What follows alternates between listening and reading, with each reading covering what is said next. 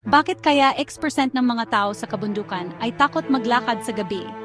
Sa mga kabundukan ng Pilipinas, may isang nilalang na nagpapakilabot sa mga tao.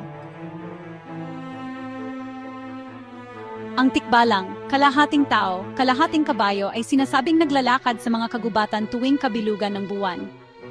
Sabi ng matatanda, kung makita mo ang tikbalang, mag-ingat ka. Sila'y naglalaro ng isip ng mga naliligaw sa gabi. Pero teka, totoo nga ba ito? O isa lang itong alamat na pumipigil sa atin na maglakad sa dilim? Maraming nagsasabing nakita nila ito, mga matang nagliliwanag sa dilim. Mga yabag na parang kabayo pero walang nakikita. Kaya kung ikaw ay maglalakbay sa kabundukan, magdala ng bawang at asin para proteksyon, sabi nila.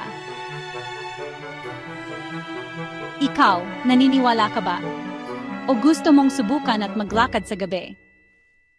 Ingat ka, baka nasa likod mo na ang tikbalang.